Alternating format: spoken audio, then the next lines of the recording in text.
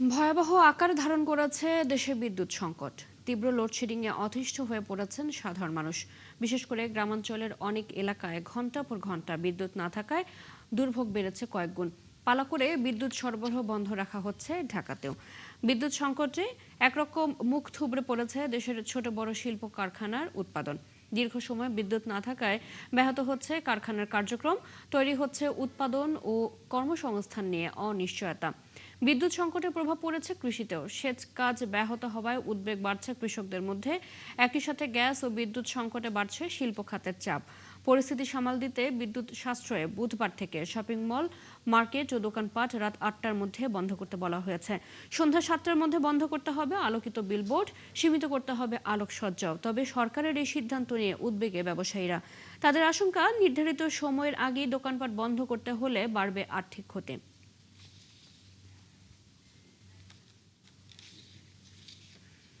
Load shedding এর আরো খবর জানাতে নারায়ণগঞ্জের রূপগঞ্জ থেকে যুক্ত হচ্ছেন সহকর্মী রিয়াজ হোসেন।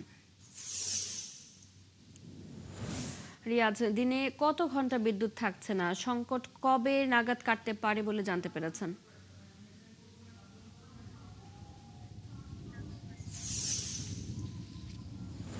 চৈতি, এই মুহূর্তে আমি দাঁড়িয়েছি রূপগঞ্জের কাঞ্চন শিল্পাঞ্চল এলাকা। এখানে প্রায় ৬০ থেকে ৭০টি ছোট বড় শিল্প কারখানা রয়েছে। আর এই শিল্প কারখানা বিশেষ করে চাদর, শাড়ি, ওড়না, বেডশিট সব বিভিন্ন কাপড় কিন্তু এখানে উৎপাদন করা হয়।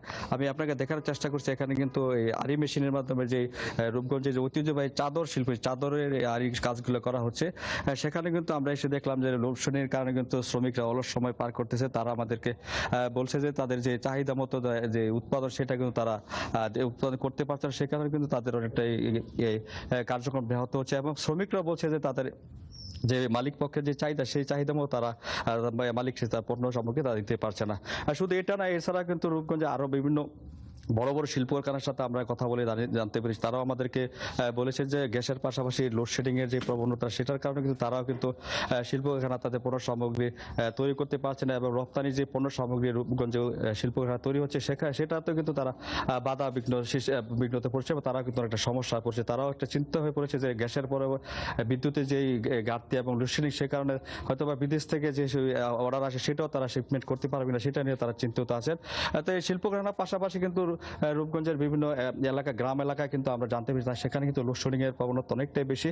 সে কারণে কিন্তু সেখানকার সাধারণ মানুষের জনজীবনটা অনেকটাই অতিষ্ঠ হয়ে পড়েছে। বিশেষ করে স্কুল, কলেজগামী যে শিক্ষার্থীরা, তারা কিন্তু ঠিকমতো তারা লেখাপড়া করতে পারছে না, লেখাপড়া ভিন্ন করছে এবং রাতের বেলা যে লোডশেডিং এর প্রবণতা কিন্তু রাতে অনেকটাই বেশি হয়। সে কারণে কিন্তু রাত্রি যাপনের ক্ষেত্রে কিন্তু অনেকটাই সমস্যায় পড়ছে বলে তারা আমাদেরকে জানিয়েছে। তবে এটা কবে নাগাদ শেষ হবে তারাও কিন্তু এটা নিয়ে কোনো সঠিক কারোর কাছ থেকে উত্তরে পাচ্ছে না। তবে নারায়ণগঞ্জ ২ পল্লী বিদ্যুৎ সমিতির যে জিএম এর সাথে আমরা কথা বলি, তারা আমাদেরকে জানিয়েছেন যে এটা কিন্তু তারা বলছে যে গ্যাসের সংকটটা কিছুটা কমে আসে, সে পরবর্তীতে হয়তো বা এটা ঘাটতিটা কমবে এবং পরবর্তীতে যে ২,৫০০ যে মেগাওয়াট ২৫০ মেগাওয়াটের বিদ্যুতের যে গ্রিড তৈরি করে, সেটা কাজ শেষ হলে হয়তো বিদ্যুৎ গাড়িটা অনেক কমবে এবং লোডশেডিং এর প্রবণতা কমে যাবে বলে আমাদেরকে আশ্বস্ত করেছেন।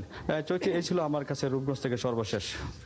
রিয়াজ, শুনছিলাম আমরা আপনার কাছ থেকে। এছাড়া লোডশেডিং এর আরো খবর জানাতে আমাদের সাথে ময়মনসিংহ থেকেও যুক্ত আছেন সহকর্মী বাবুল হাসান। বাবুল, জানাবেন যে দিনে কত ঘন্টা বিদ্যুৎ থাকছে না, কি ধরনের ভোগান্তি হচ্ছে এবং সংকট কবে নাগাদ কাটতে পারে, কি বলছে বিদ্যুৎ অফিস?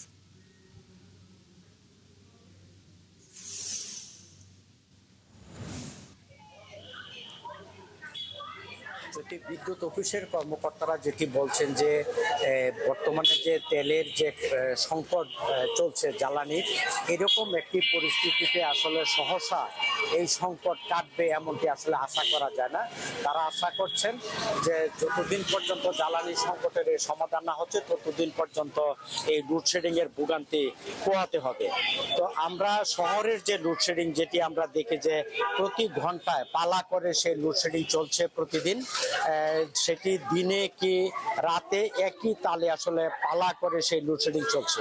এবং যেটি গ্রামের অবস্থা কিন্তু আরো খারাপ, যেটি গ্রামের আপনি জানেন যে কৃষি প্রধান ময়মনসিংহে এখন আমন আবাদের একটি ভরা মৌসুম চলছে।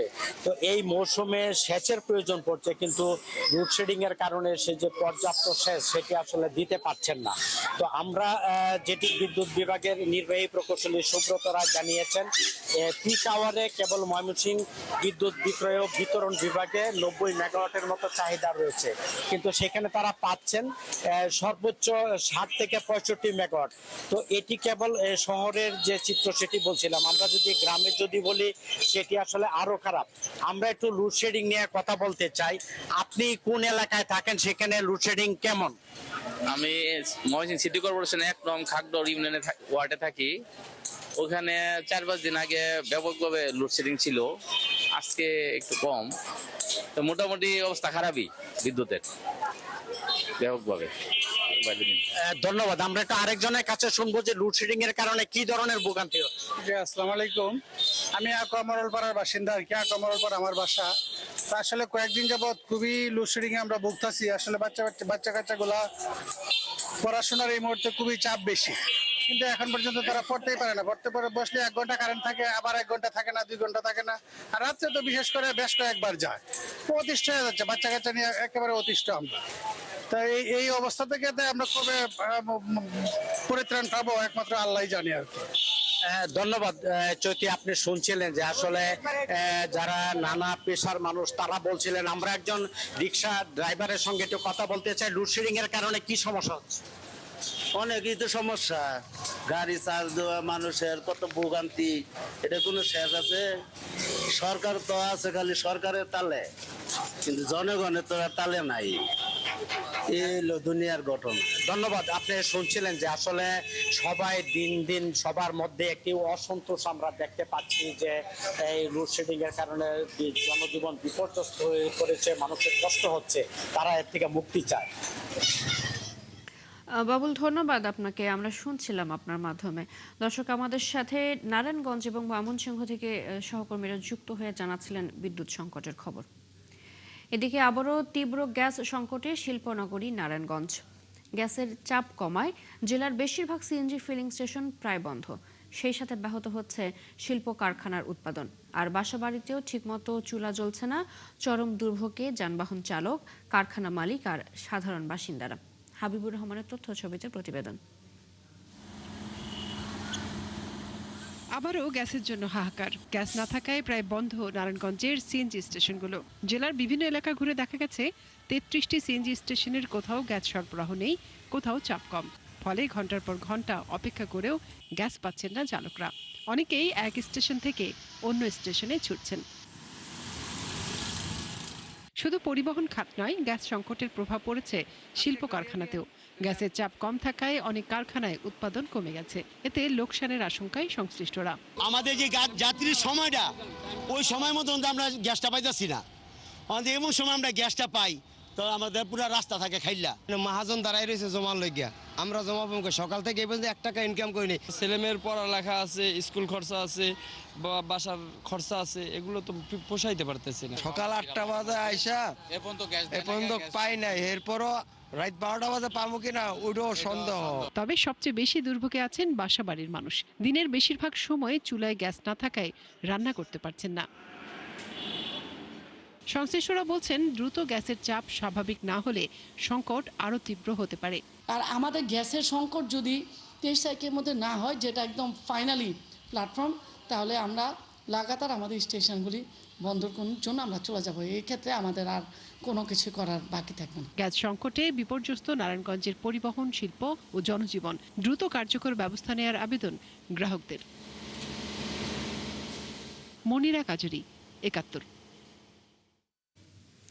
দেশের চলমান গ্যাস সংকট নিয়ে আরো বিস্তারিত জানাতে সাভার থেকে এখন যুক্ত হচ্ছেন আমাদের সহকর্মী রায়ান বিন আমিন। রায়ান, কি পরিস্থিতি দেখছেন সাভারে গ্যাস সংকটের? এই বিষয়ে ফিলিং স্টেশন সংশ্লিষ্টরা কি বলছেন?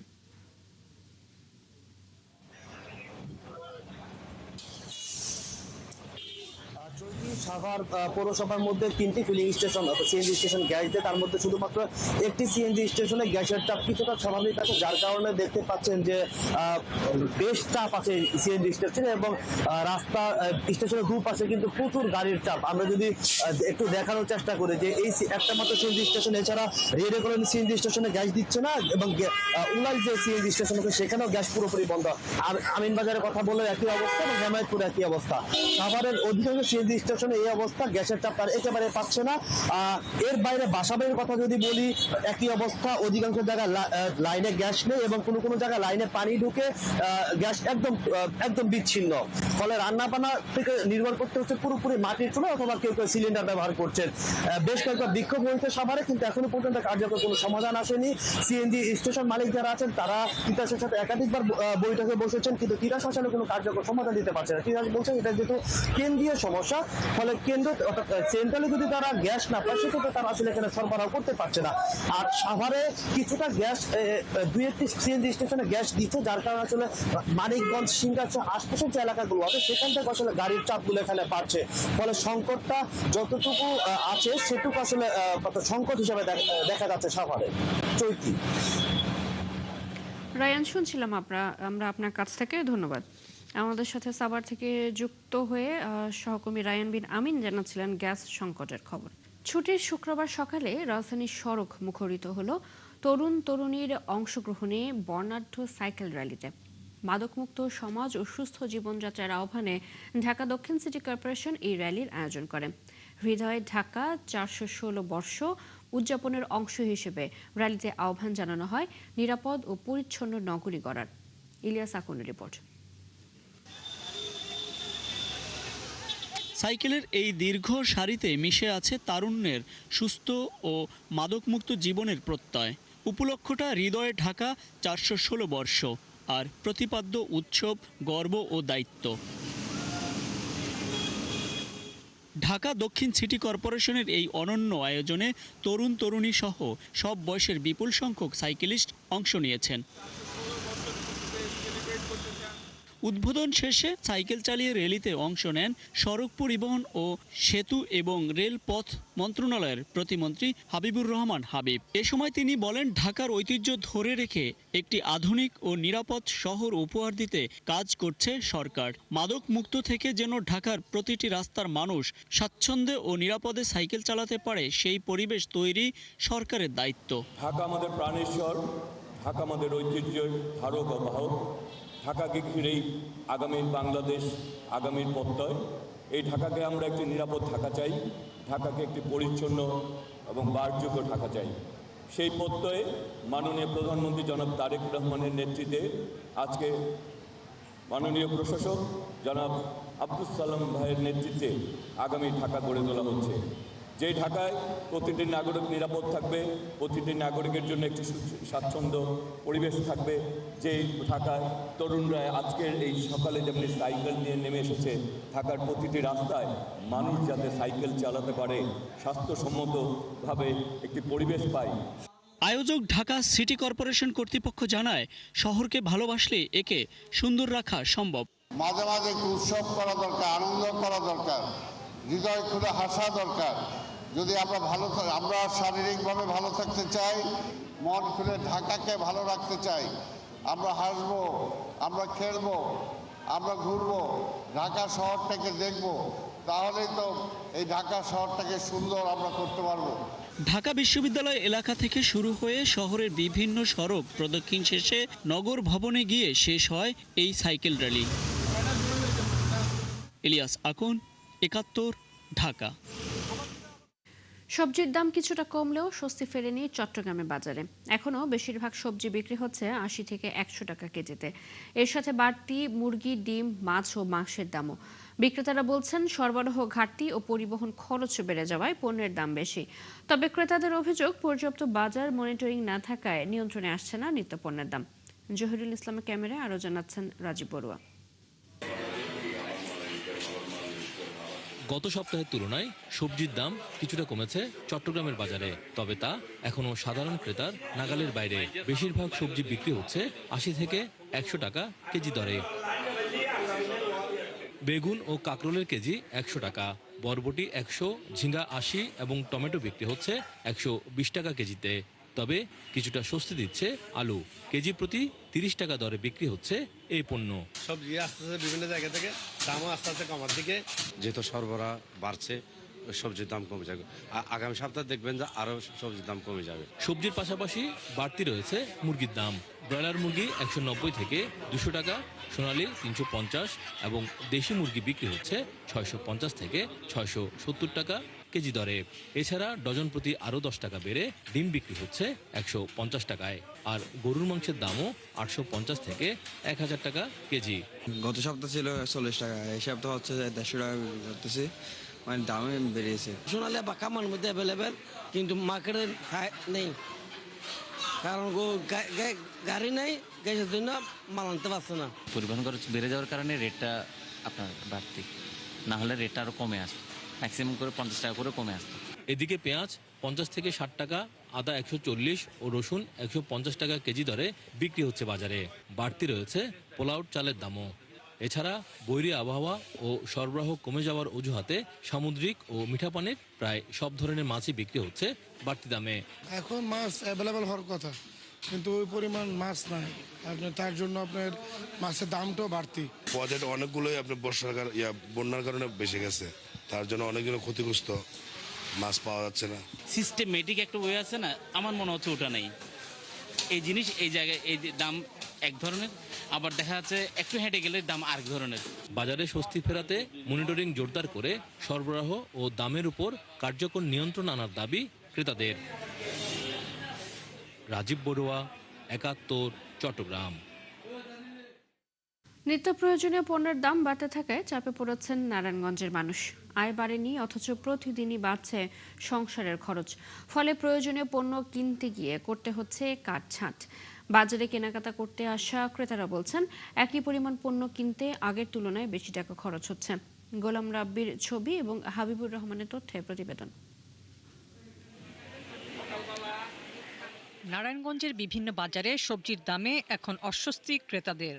বেগুন, করলা, শসা, বরবটি, ঢেঁড়স সহ বেশিরভাগ সবজি 100 থেকে 160 টাকা কেজি দরে বিক্রি হচ্ছে। আমরা তো কোনো অভাব দেখতে আসি না।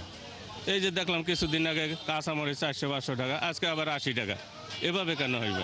মাছ মাংসের বাজারেও স্বস্তি নেই। পাঙ্গাস 300 থেকে 1200 টাকা, তেলাপিয়া 200 থেকে 230 টাকা, রুই 350 থেকে 600 এবং বিভিন্ন জাতের মাছ 350 থেকে 1200 টাকা কেজি পর্যন্ত বিক্রি হচ্ছে। ব্রয়লার মুরগির দামও 180 থেকে 200 টাকার আশপাশে। বাজারটা যাতে ঠিক করতে পারে একটু ব্যবস্থা নেই, কারণ সাধারণ মানুষের চলতে পারে না, বর্তমানে সবকিছুর দাম বেশি। মাংসের বাজারে গরুর মাংস 750 থেকে 850 টাকা এবং খাসির মাংস 1200 টাকা বা তার বেশি দরে বিক্রি হচ্ছে।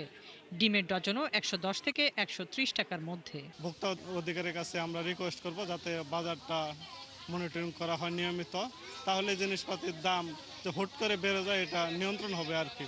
বিক্রেতাদের দাবি, অতিবৃষ্টি, পরিবহন ব্যয় বৃদ্ধি ও সরবরাহে ঘাটতির কারণে কিছু পণ্যের দাম বেড়েছে।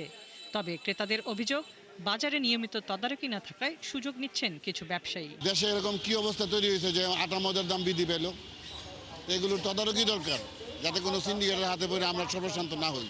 এই বিষয়ে সচেতন মহলের দাবি, বাজারে পণ্যের দাম বাড়ার পেছনে কারা দায়ী তা খুঁজে বের করে কার্যকর ব্যবস্থা নিতে হবে। সরকারের এই সিন্ডিকেটটা ভেঙে জনগণকে সেই দ্রব্যমূল্যের ন্যায্য মূল্যে দ্রব্যমূল্য কিনতে পারে সেই ব্যবস্থাটা করার প্রত্যাশা রাখছি। তবে জাতীয় ভোক্তা অধিকার সংরক্ষণ অধিদপ্তরের সহকারী পরিচালক বলেন, বাজারে নিত্যপণ্যের দাম অস্বাভাবিকভাবে বাড়ানোর কোনো সুযোগ নেই। প্রতি মাসে কিন্তু 80 থেকে 90টির মতো অভিযোগ নিষ্পত্তি কার্যক্রম পরিচালনা করছি এবং প্রতিনিয়ত ভোক্তারা আমাদের দপ্তর থেকে কিন্তু প্রতিকার পাচ্ছে আইন অনুযায়ী। ক্রেতারা বলছেন, বাজার তদারকি জোরদার করা না হলে কাটবে না এই সংকট। হাসিবা আলী বর্ণা, 71। চলছে সংবাদ সংযোগ। সরাসরি সংবাদ এবং অনুষ্ঠান দেখতে চোখ রাখুন 71 ফেসবুক পেজে, সাবস্ক্রাইব করুন 71 ইউটিউব চ্যানেল। থাকুন 71-এর সাথে।